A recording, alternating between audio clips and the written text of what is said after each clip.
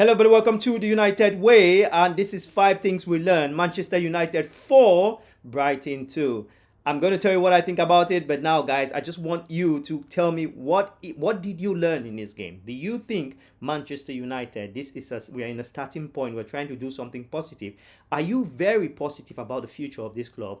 Tell me the weakness of the club, and because what I'm going to tell you guys today, some of you will be shocked. So just stay tuned, especially the last point I want to give today. Yeah, but before we start, guys, please make sure you click the like on the video. For all those of you who have subscribed, guys, please make sure you share these videos with all our fans so we can express ourselves here as fans. Everything is free. And yeah, let's just go straight into it. Look, Manchester United, first thing I would say is that the victory was very important. 3 victories in a row. Record for Amaron. Record. The last time we had 3 victories in a row, it was with what manager was that? It was Solskjaer, but it was a more defensive side. But what I want to say today is that this guy, Kono, right?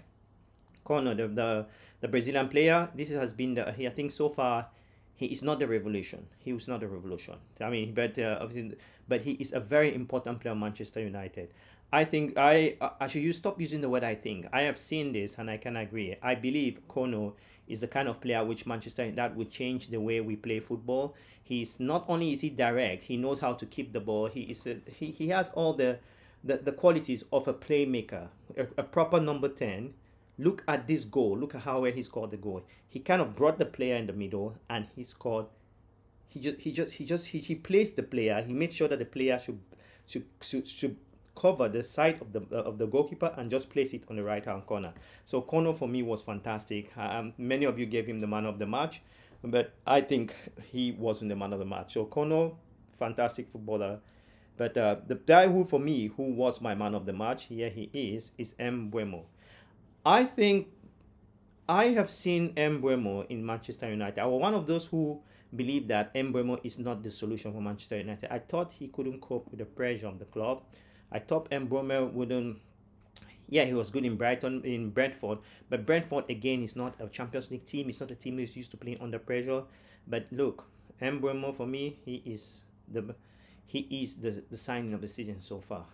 Drop your comments below and tell me what you think about Mbeumo, the Cameroonian. By the way, I'm from Cameroon. If you're coming in, so this is what we do. This is what we do as Cameroonians. This is what we do as Cameroonians.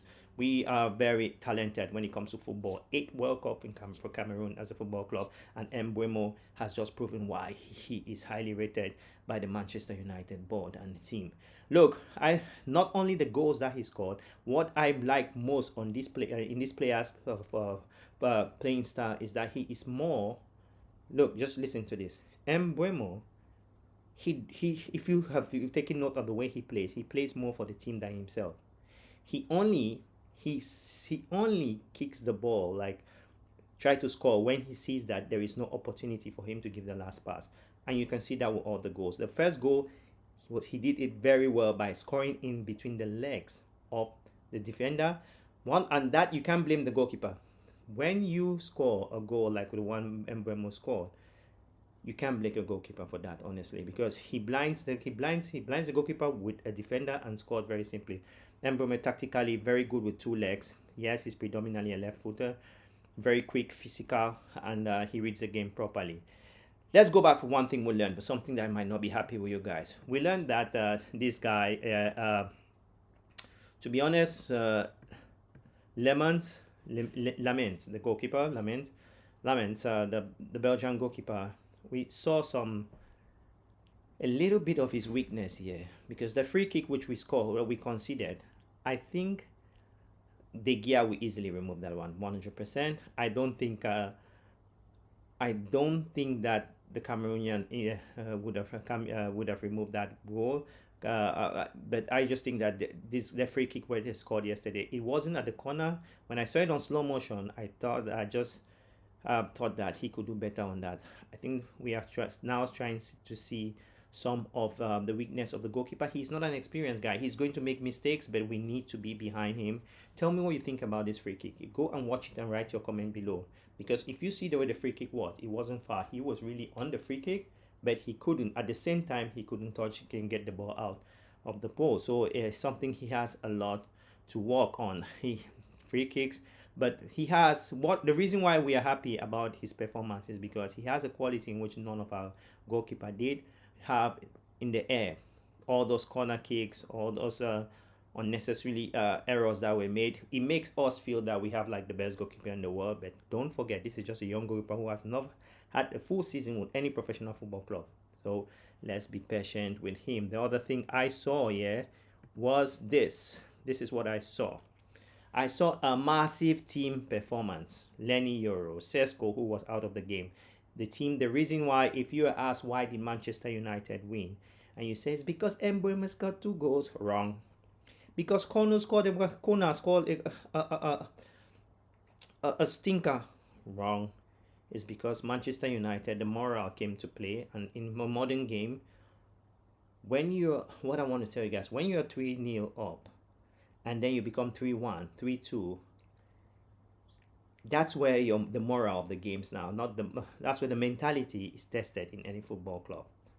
And the Manchester United mentality was tested exactly, and they responded by scoring the 4th goal, which was Mbeumo, and we won in a very comfortable way. If you didn't watch that game, you might think it was so easy for United, but again, the first 10 minutes of tactical wise, Brighton were on the front foot.